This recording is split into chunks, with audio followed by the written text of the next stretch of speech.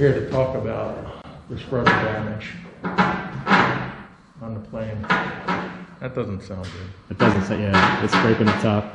We could see there's some rippling, maybe a little bit of structural deformation hitting. The aft nav light got pushed in. And so what happened with this thing? The plane was being pushed in and the door wasn't high enough. And the person pushing the plane in didn't realize that the tail was gonna, that the rudder specifically was gonna catch the door, right? Yes. So we've got a problem here. All right, so we just took a look at the rudder on a 172. It was being pushed back into the hangar, and the rudder caught the door. Yep. Right. The door wasn't high enough. So we can attribute at least one root cause of this mishap, or if we want to call it hangar rash. It's a pretty big rash, though. It is. We can attribute it to rushing, maybe. Right. That's what we understand from our member. Yeah, they were trying to move out of the way of somebody. And so, what are some of the, I guess, incidents / mishaps that we're aware of here at our local airport in the past month or two? Yeah, it's unfortunate. There's been quite a few, right, that we've been hearing about. You know, for sure. We're certainly aware of another flying club that they had a prop strike. So a prop strike.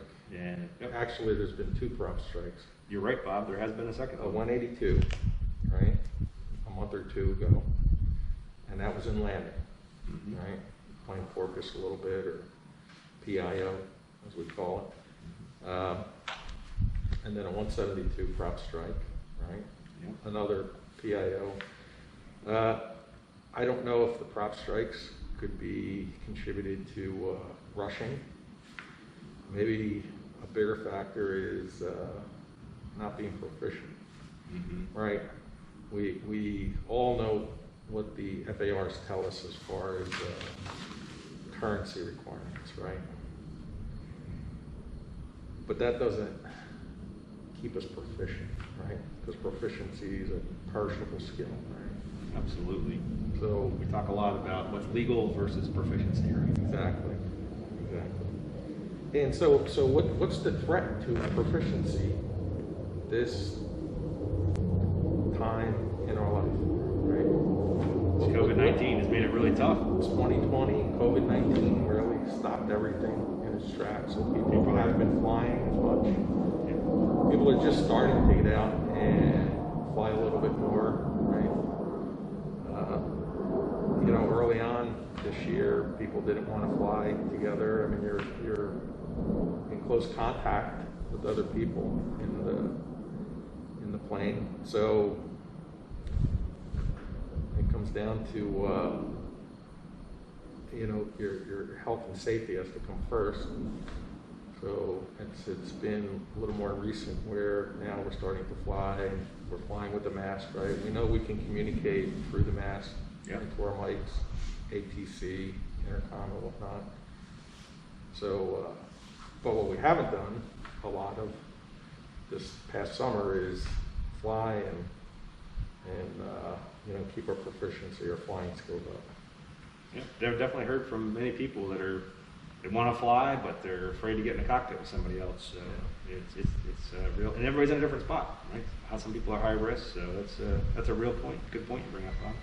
If we go back a year, right? There was another aircraft had an incident with the plane being pushed back into the hangar, and the elevator caught one of the walls, the corners in the hangar.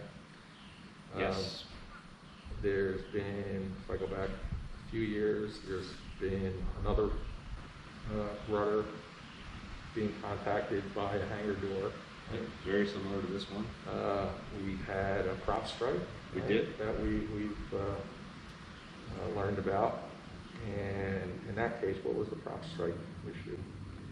Yeah, so that was a scenario where what actually happened, right, was a tow bar got left on. But we got to think about what may have contributed to that, and it was another situation where a person was by themselves and they were trying to get the aircraft in the hangar. They were rushing. So, these are expensive planes we're dealing with. So we could say this rudder rushing, the elevator rushing, the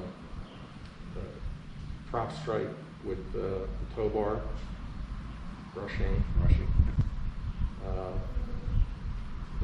the prior rudder damage to 172 just like this rushing, wingtips being clipping either the hangar door or light poles and stuff like that. We'll take a look at some of that later. Besides the mental anguish and a very large hit to one's ego,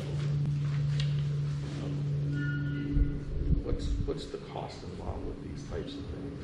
Yeah. I think you looked into that, right? Yeah, I did a little homework just to see. Certainly, been around the airport a while. We've seen some aircraft be repaired, so we've got some good data just from what we've heard from others. Right.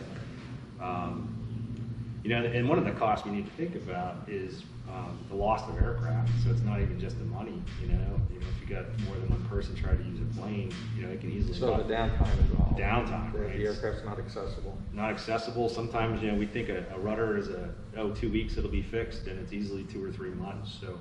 That's a good point because you're in an aero club and maybe you're paying $100, $150 a month, whatever it is, to have use of the assets, right?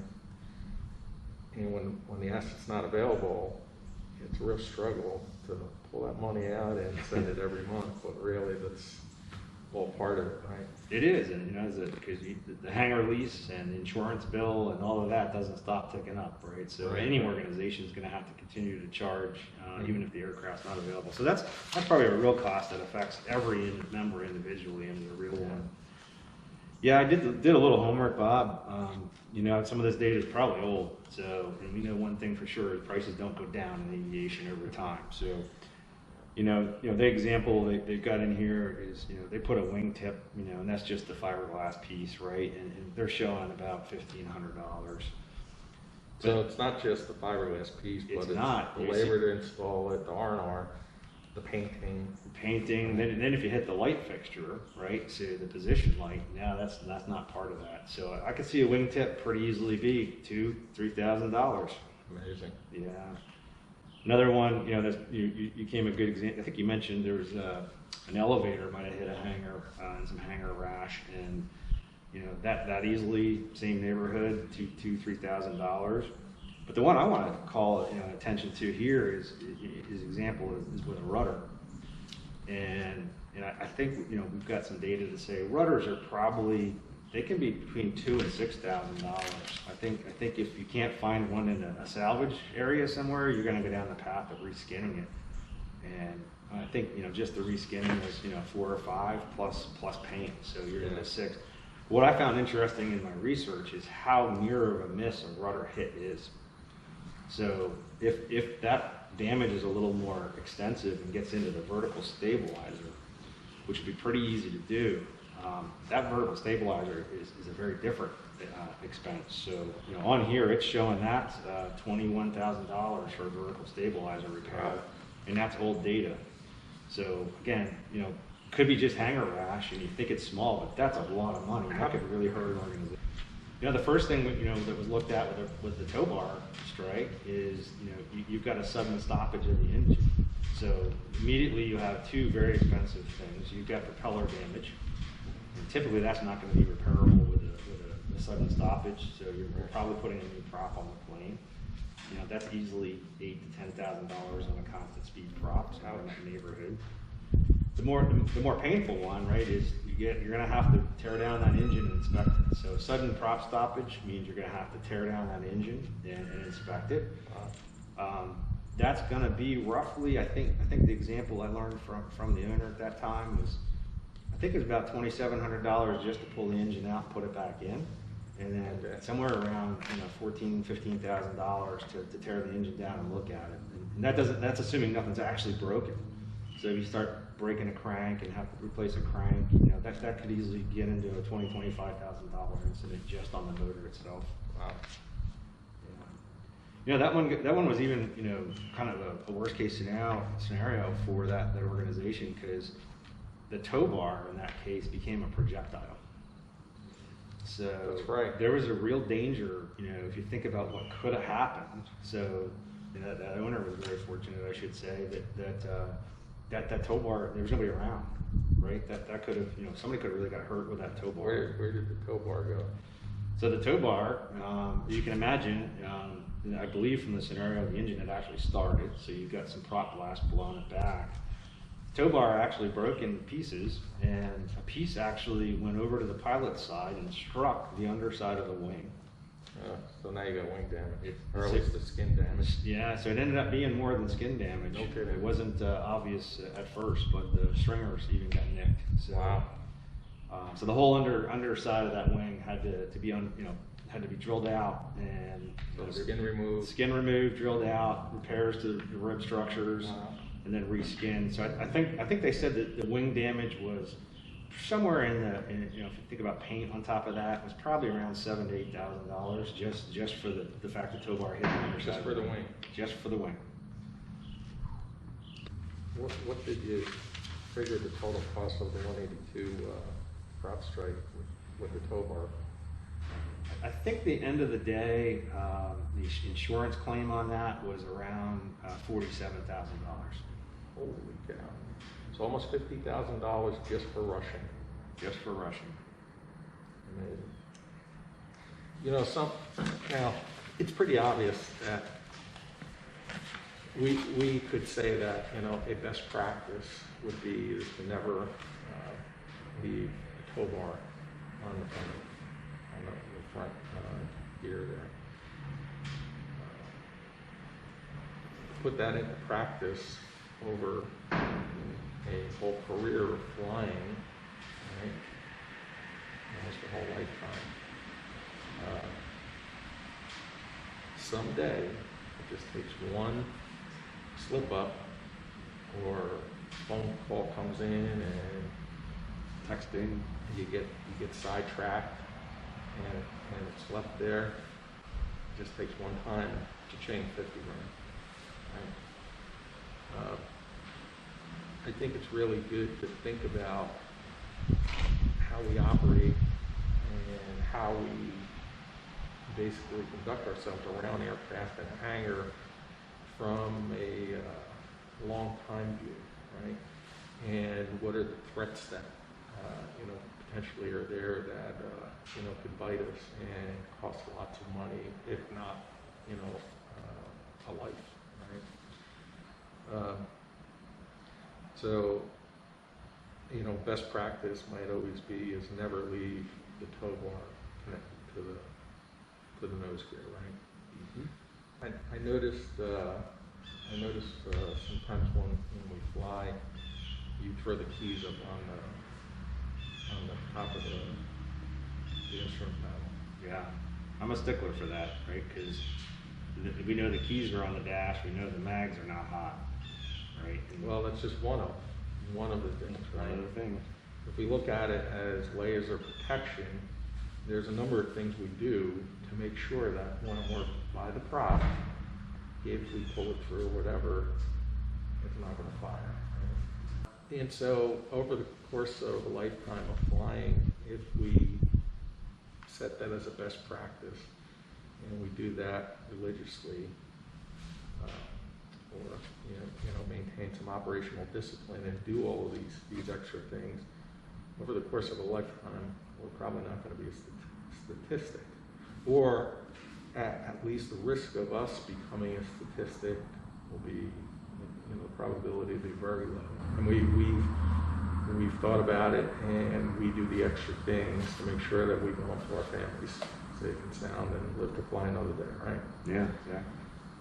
So I guess maybe thinking about, presently, this aircraft with the damaged rudder in rushing, it seems like we've mentioned 2 rudder incidents, an elevator incident.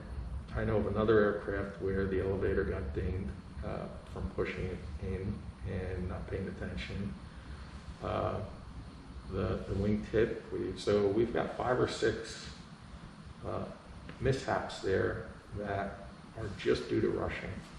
Now, is it practical to say that you're always going to have a wing walker with you? Sometimes when you've got people with you, if they fly with you, it's great to use them to minimize the risk and just keep an eye on the plane as it gets pushed in or pulled out.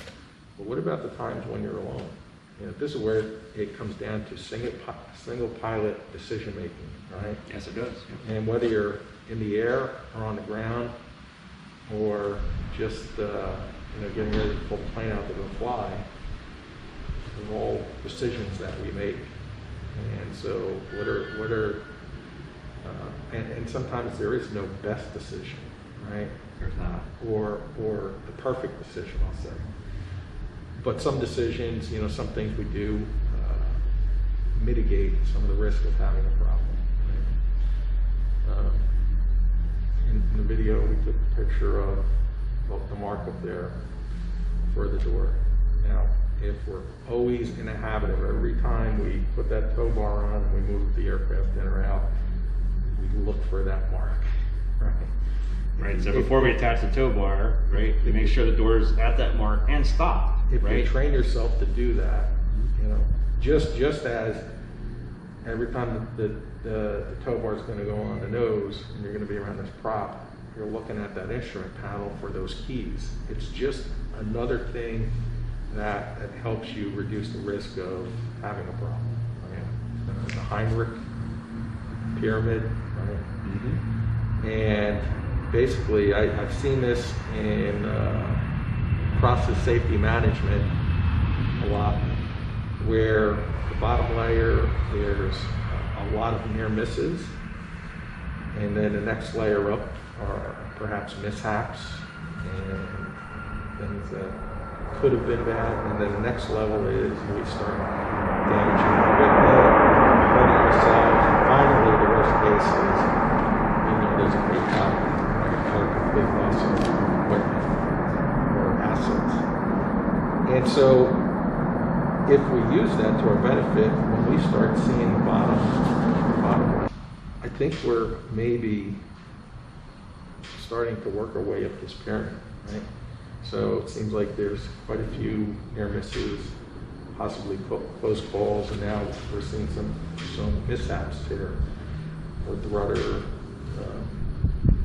Maybe the prop strikes, or maybe more than just mishaps. I mean, maybe they're financially they're incidents. Yep. All right. So if I look up this triangle here, what comes after incident? Right. Or even loss death. of life. Right? Or even death. So the trigger is when we start seeing a lot of near misses, right? And even some minor mishaps starting to build up. It's time to stop, take a break, and think about, what practices are in place or lack of practices, and what types of things we need to do to, reduce the number of mishaps, near misses, and really reduce the possibility of something really bad happening, right? Mm-hmm. So just thinking about this here, if we were to go fly and take the plane out of here, what are some of the things that potentially, could bite us? What are the threats? Mm-hmm. Why don't we maybe think through some of that stuff? And there are a lot of threats around this particular airport. Yeah. And I think it'd be maybe it would help out if we could identify some of those threats and talk about the risks those threats present, and what are maybe some standard practices we could have to put some layers to protect us from some of those, as we were talking about layers.